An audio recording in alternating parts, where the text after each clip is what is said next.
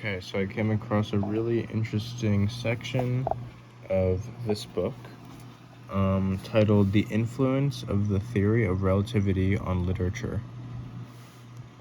The idea that time flows at a different rate for different observers is unquestionably profound.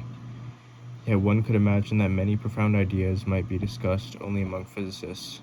Not so with relativity. Relativity, like the other ideas in this book, has seeped into our culture and affected us far beyond science.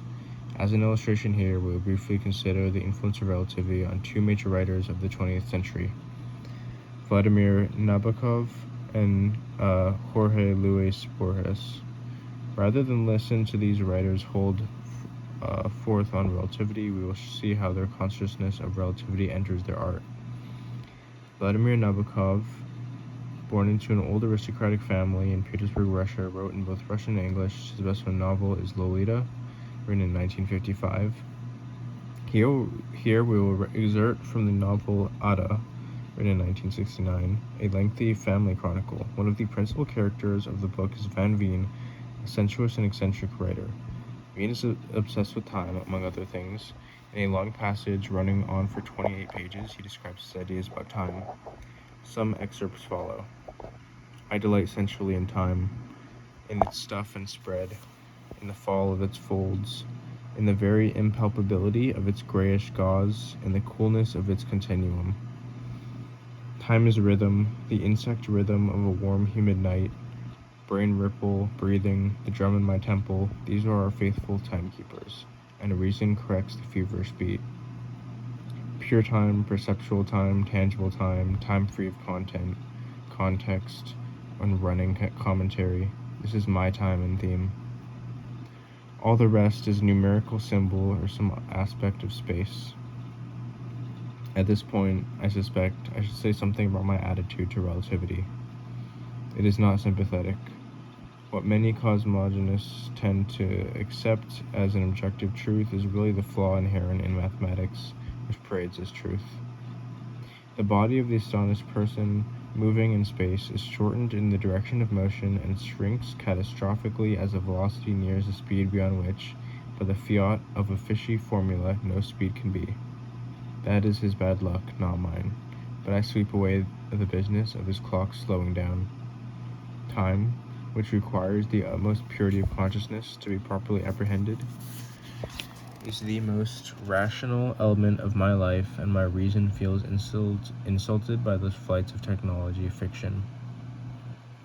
Perceived events can be regarded as simultaneous when they belong to the same span of attention. I know relativists, hampered by their light signals and traveling clocks, try to demolish the idea of simultaneity on a cosmic scale, but let us imagine a gigantic hand with its thumb on one star and its minimus on another. Will it not be touching both at the same time? Or are tactile coincidences even more misleading than visual ones? I think I had better back out of this passage. So why does Veen dislike the idea of relativity? Do you sympathize with his attitude? Do you think Veen dislikes science in general as well as relativity? How do Veen's references to the theory of relativity make him a more interesting character? In what ways does Nabokov show familiarity with the theory of relativity? Jorge Luis Borges was an Argentine poet, essayist, short story writer, and literary critic. In 1938, after a head wound and blood poisoning that left him near dead, Borges embarked upon his most creative and imaginative stories. We'll quote here from the story, The Garden of Forking Paths, which refers to relativity much more obliquely than Ada does. In this story, a Chinese man, Dr. Yu Xin, is spying for Germany during World War I. Sun, in England, has decided to kill a well-known sinologist named Stephen Albert in order to signal Sun's chief in Berlin that Germany should bomb a British city named Albert. Sun is at Albert's house moments before carrying out his deed when he learns that Albert has in his possession the newly translated manuscript of a book written by Sun's illustrious great-grandfather, Sui Pen. The book is titled The Garden of Forking Paths. Unaware of Sun's intention to murder him, Albert discusses the book and its author with Sun. Philosophical conjectures take up the greater part of his novel. I know that of all problems. None disquieted him more, and none concerned him more than the profound one of time.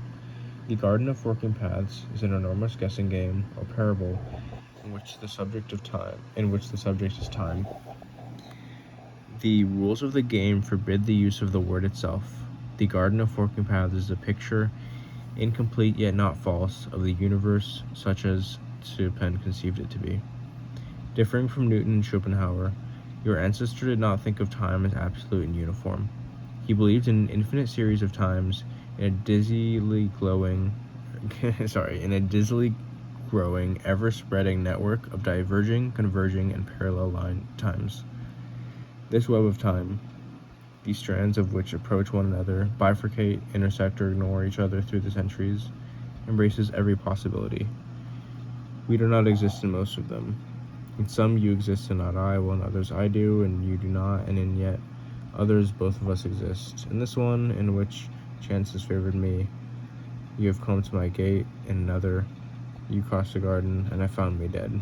In yet another, I say these very same words, but am an error, a phantom. Why would the nature of time be relevant to Soon, who is about to murder Albert? Discuss the irony in that only moments before his death, Albert talks about being dead in one world, and alive in another. If you were a fiction writer, would you be interested in new ideas about the flow of time? If so, why? Yeah, so interesting section. This seems like a good book. They go into the mathematics of relativity, which you can see here. Yeah, good stuff.